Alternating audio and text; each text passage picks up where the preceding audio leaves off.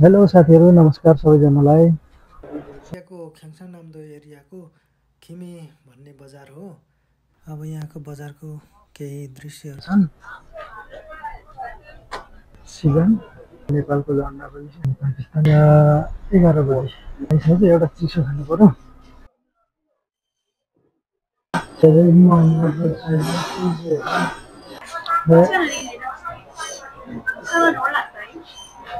म गाडी पर्खिरहेको छु। हेलो साथीहरू, नमस्कार सबैजनालाई। आज चाहिँ म कोरियाको सानो बजार देखाउँदैछु। यो चाहिँ कोरियाको ख्याङसाङ नामदो एरियाको खिमी भन्ने बजार हो। यो बजारमा चाहिँ धेरै सामानहरू सस्तो पनि पाइन्छ अनि एकदमै राम्रो पनि पाइन्छ। यहाँ चाहिँ जाडोको बेला जाडोको कपडाहरू र गर्मीको बेला गर्मीको कपडाहरू चाहिँ एकदम सुपथ र सस्तो मूल्यमा पाइन्छ र राम्रो पनि हुन्छ। बजार जाने बाटो हो। रेजिडेन्स। अब यहाँको बजारको केही दृश्यहरू म देखाउने छु। यहाँ चाहिँ भित्रभित्र गएर खिच्नुलाई दिँदैन अनि मैले चाहिँ यो बाहिरैबाट भए पनि देखाउने कोसिस गरेको छु। कृपया भिडियोलाई अन्तिमसम्म हेरिदिनु होला है त।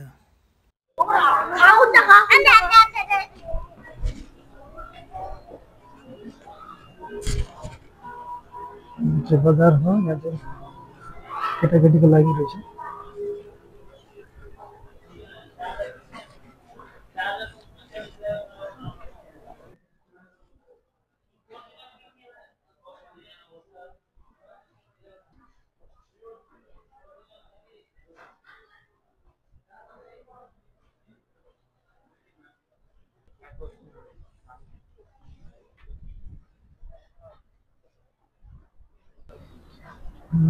यो चाहिँ बजार एरिया हो।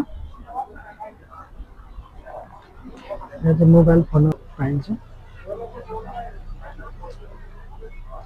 पसलहरू चट्टमै।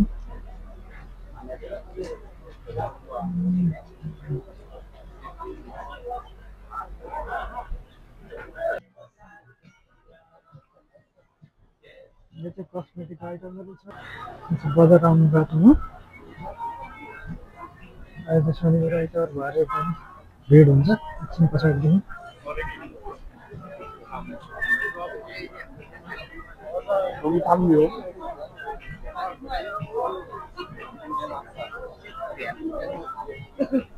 अहिले सब्जीहरू किन्ने ठाउँको चाहिँ म देखाउने कोसिस गर्छु है त।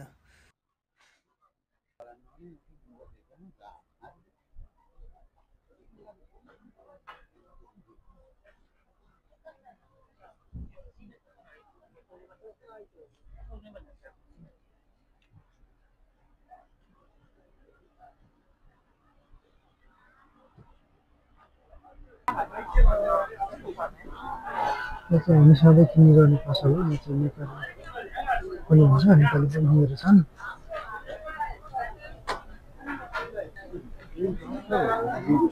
बजारमा भिड छ आज शनिबार आइतबार भएर पनि।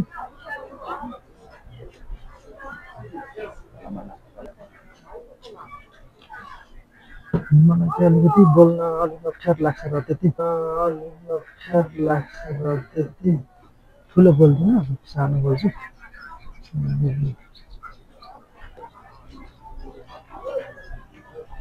लगेजहरू ब्यागहरू चाहियो भने अलिक सस्तो हुन्छ बजारमा चाहिँ।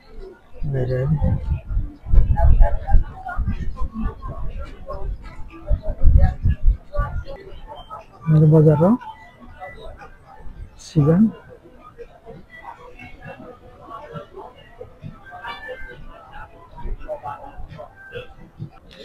हामीले प्रायः दलहरू किन्नु पऱ्यो भने एसियामार्टबाट किन्ने गर्छौँ। र एसियामार्ट भनेको चाहिँ विभिन्न देशहरूको सामानहरू पाउँछ। यहाँ चाहिँ नेपालको झन्डा पनि छ। पाकिस्तान, बङ्गलादेश सबैको झन्डाहरू छ। अनि यहाँ गयो भने चाहिँ हामीले खाने दालहरू अनि त्यसपछि चनाहरू, चना मटर, विभिन्न खानेकुराहरू पाइन्छ विशेष गरेर।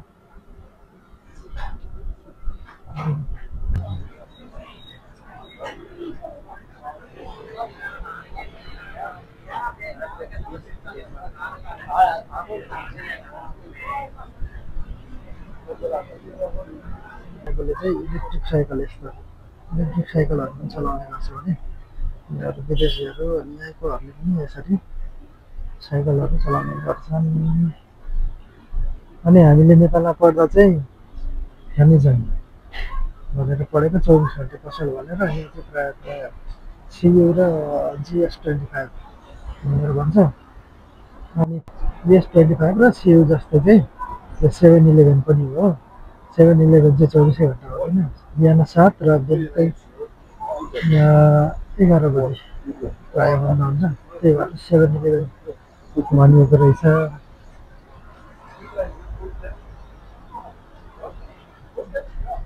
यस्तै छ बजारहरू। अनि प्रायः एसिया मार्टहरूमा चाहिँ नेपालको भन्ने हुने गर्छ। अब म चाहिँ सिउमा गएर एकछिन चिसोहरू खानु पऱ्यो। यहाँ एकदमै गर्मी छ आजदेखि। अस्तिको हप्तासम्म ठिकै मात्रै थियो, आजदेखि यो हप्तादेखि चाहिँ एकदमै गर्मी भएको छ। अनि घाम पनि मजाले लागेको छ। आजदेखि लगभग लगभग 20, 22, 25 डिग्रीसम्म हुन्छ। म त सिउभित्र आइसक्यो, एउटा चिसो खानु पऱ्यो। के खाऊँ भने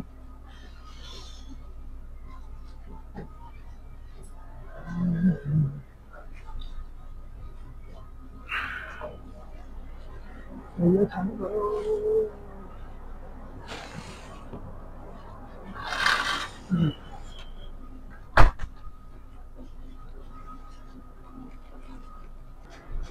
यो चाहिँ यो सिउ अनि यो 7-11 GS25हरूमा चाहिँ प्रायः यसरी बसेर खाने ठाउँहरू हुन्छ। कसैको यसरी भित्रै हुन्छ भने कसैको बाहिर पनि हुन्छ। उहाँले प्रायः यस्तो एटिएम मेसिनहरू पनि राखिदिएको हुन्छ। मैले अब चिसो खाइसकेँ। अब चिसो चाहिँ यहाँ केनहरू चाहिँ एक ठाउँ राख्ने, अनि साधारण कुरोको एक ठाउँ, अनि खानाको एक ठाउँ भनेर यहीँ हुन्छ। अनि यहाँ तताउनेहरू पनि हुन्छ, रामेनहरू पानहरू त्यही खालि तताएर खान सकिन्छ।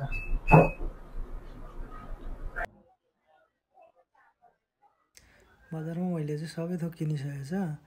अब कुखुराको मासु मात्रै किन्न बाँकी छ। अब त्यो किने पछाडि चाहिँ सबै आजको सपिङ सकिन्छ।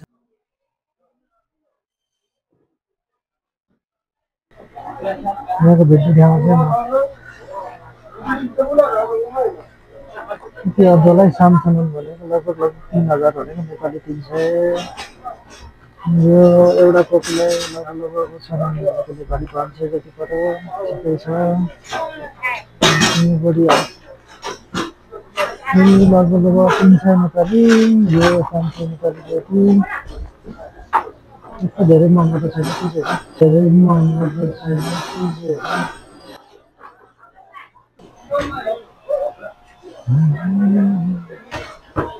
यहाँ चाहिँ 7,000, 8,000 र 9,000 त्यस्तो रात रहेछ। 9,000 नहीं नहीं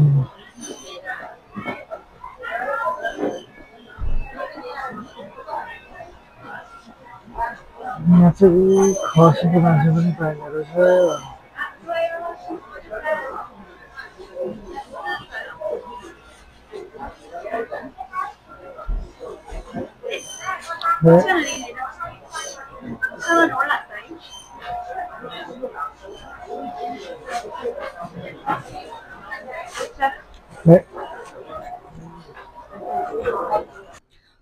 ल अब चाहिँ सबै सामानहरू किनिसकेँ मैले चाहिँ आजको लागि। अनि अब यहाँ चाहिँ म गाडी पर्खिरहेको छु।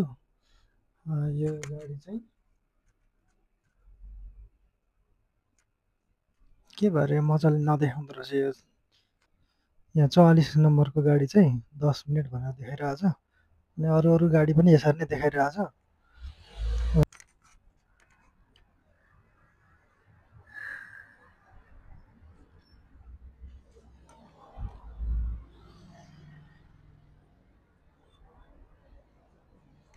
सामान चाहिँ यहाँ छ मेरो। सामान चाहिँ यहाँ छ। यहाँ चाहिँ बस्ने ठाउँहरू यसरी बनाइदिएको हुन्छ। अनि कुन गाडी नम्बरहरू यहाँ लाग्छ भनेर यहाँनिर चाहिँ गाडी नम्बरसहित जाने ठाउँहरू टाँसेको हुन्छ। राम्रो छ। अनि जस्तै अब बस्दाखेरि चाहिँ यहाँ एकदमै गर्मी भयो भने यहाँ चिसो हावा फाल्ने राखिदिएको हुन्छ। यो चाहिँ यो बटमलाई थिच्यो भने चाहिँ त्यो अन हुन्छ।